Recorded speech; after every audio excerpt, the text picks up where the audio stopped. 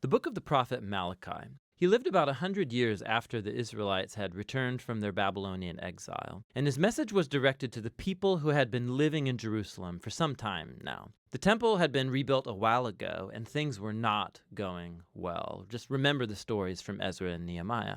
Now, when the Israelites first returned from exile, their hopes were high. They would return and rebuild their lives and the temple. All of the great promises of the prophets would come true. The Messiah would come and set up God's kingdom over a unified Israel and over the nations and bring justice and peace for all. But that's not what happened. The Israelites who repopulated the city proved to be just as unfaithful to God as their ancestors, resulting in poverty and injustice. And so in Malachi, we find out just how corrupt this new generation has become. The book's designed as a series of disputes, and most sections begin with God saying something, making a claim or an accusation, and then Israel will disagree or question God's statement. And then God will respond and offer the last word. This happens 6 times. In the first 3 disputes, God exposes Israel's corruption, and in the final 3 disputes, he confronts their corruption. And the overall impression you get from these arguments and disputes is that the exile fundamentally didn't change anything in the people. Israel's hearts are as hard as ever. The first dispute starts when God says that he still loves his covenant people despite their failures. And Israel rudely objects, saying, "How have you shown us any love?" And so God reminds them of how he graciously chose the family of Jacob, their ancestor, to become the carrier of God's covenant promises, instead of Esau, his brother, and the family that came from him, who eventually came to ruin. Remember the stories from Genesis and the book of Obadiah. And so right from this first dispute, Israel is exposed as suspicious, doubting God's love and faithfulness. The second dispute exposes a problem with Israel's second temple. God accuses the people of despising and defiling the temple. And the people fire back, "How have we despised you?" And so God responds by focusing on the people, how they're bringing shamefully lame offerings of these sick, blemished animals that show that they don't value or honor their God. But it's not just the people, it's the priests too who run the temple. They not only tolerate but participate in these corrupt forms of worship. From top to bottom, God's people have proven faithless. In the third dispute, God accuses the Israelite men of treachery against him and their wives, which of course they deny.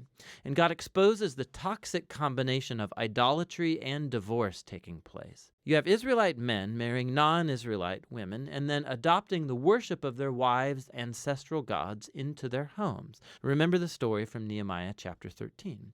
And so Malachi connects this to a wave of men divorcing their wives for no good reason. And the people are all fine with this. And Malachi says, no, it's a betrayal of your covenant with God.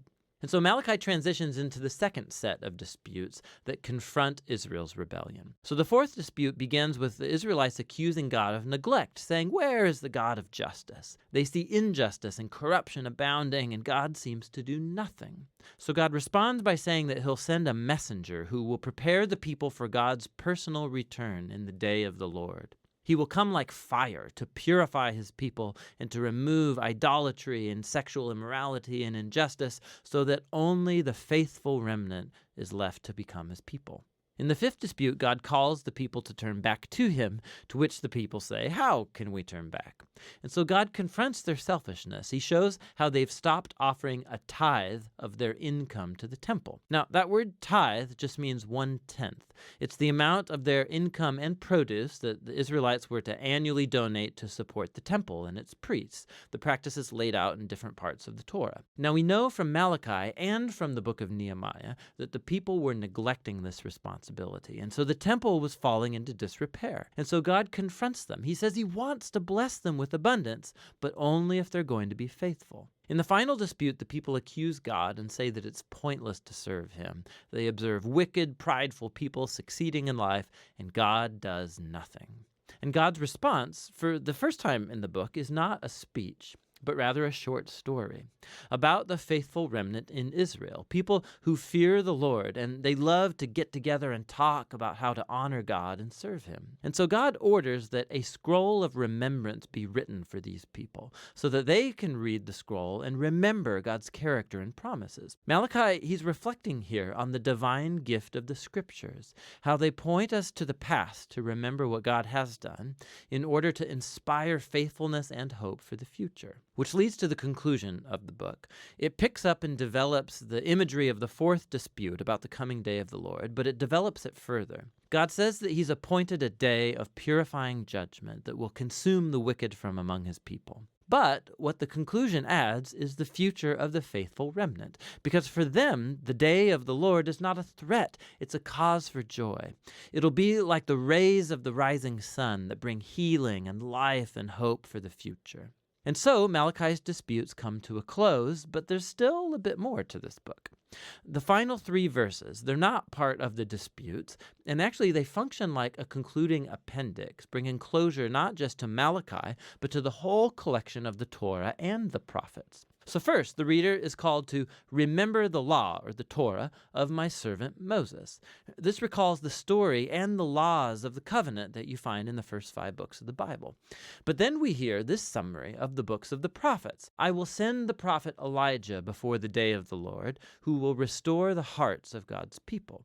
So this conclusion, it summarizes the Torah and the prophets as a unified story that points to the future. Israel was redeemed by God, and then they betrayed him through their rebellion and hard hearts, breaking the laws of the Torah. But the scriptures anticipate a future day when God's going to send a new prophet, a Moses, a new Elijah, who will restore God's people and heal their hard hearts. Remember all of the promises from Deuteronomy and Jeremiah and Ezekiel.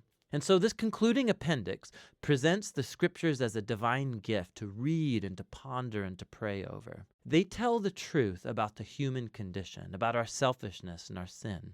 But they also announce God's promise that one day he would send a messenger and then show up personally to confront evil, to restore his people and bring his healing justice.